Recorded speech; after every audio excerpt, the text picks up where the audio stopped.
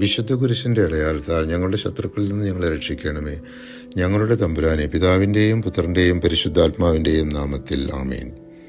വിശുദ്ധ ഗ്രന്ഥം ആദ്യന്തം അനന്തമായ ദൈവസ്നേഹത്തിൻ്റെയും മനുഷ്യകുലത്തെ നിത്യാനന്ദത്തിലേക്ക് നയിക്കുന്നതിനുള്ള രക്ഷാപദ്ധതിയുടെ ആവിഷ്കാരവുമാണ്. പഴയ നിയമത്തിൽ ഇസ്രായേൽ ജനതയോടുള്ള ദൈവസ്നേഹം വിവരിക്കുന്നു. പുതിയ നിയമത്തിൽ പഴയ നിയമ വാഗ്ദാനങ്ങളുടെ പൂർത്തീകരണവും നമ്മുടെ കർത്താവായ യേശുക്രിസ്തുവിൻ്റെ ജനനം മുതൽ കുരിശുമരണത്തിൻ്റെയും ഉത്ഥാനത്തിൻ്റെയും യേശു ശിഷ്യന്മാരുടെ പ്രവർത്തനങ്ങളെയും വിവരിക്കുന്നു. പഴയ നിയമത്തിലെ 5 കാലഘട്ടങ്ങളാണ് മനുഷ്യൻ്റെ ഉത്ഭവം, മനുഷ്യൻ്റെ അധപതനം, പ്രളയം, ബാബേൽ ഗോപുര നിർമ്മാണം, ഇസ്രായേൽ രാജ്യചരിത്രം.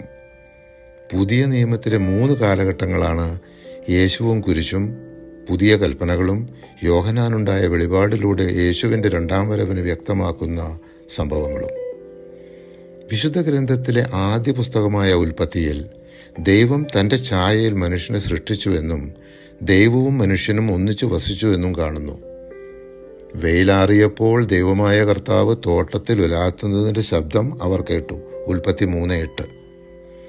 വിശുദ്ധ ഗ്രന്ഥത്തിലെ അവസാന പുസ്തകമായ വെളിപാടിൽ അവസാന അധ്യായത്തിൽ വിവരിക്കുന്നു: അവിടുത്തെ ദാസർ അവിടുത്തെ ആരാധിക്കും, അവർ അവിടുത്തെ മുഖം ദർശിക്കും, അവിടുത്തെ നാമം അവരുടെ നെറ്റിത്തടത്തിൽ ഉണ്ടായിരിക്കും, ഇനി ഒരിക്കലും രാത്രി ഉണ്ടാവുകയില്ല, ദൈവത്തിൻ്റെ വെളിച്ചമോ സൂര്യൻ്റെ പ്രകാശമോ അവർക്ക് ആവശ്യമില്ല, ദൈവമായ കർത്താവ് അവരുടെ മേൽ പ്രകാശിക്കുന്നു, അവർ എന്നേക്കും വാഴും. വെളിപാട് 22:4-5 വരെയുള്ള തിരുവചനങ്ങൾ. മനുഷ്യനോടൊത്ത് എന്നും ജീവിക്കാൻ ആഗ്രഹിച്ച ദൈവത്തിൽ നിന്നും പാപം മനുഷ്യനെ ദൈവത്തിൽ നിന്നകറ്റി. ദൈവം ഓരോ പ്രാവശ്യവും മനുഷ്യനോട് ക്ഷമിക്കുന്തോറും മനുഷ്യൻ കൂടുതൽ കഠിനപാപങ്ങളുമായി ദൈവത്തിൽ നിന്ന് അകലുന്നു. ദൈവം മനുഷ്യനിലേക്ക് അടുക്കുന്തോറും മനുഷ്യൻ പിശാചിലേക്ക് അടുക്കാൻ വെമ്പൽ കൊള്ളുന്നു.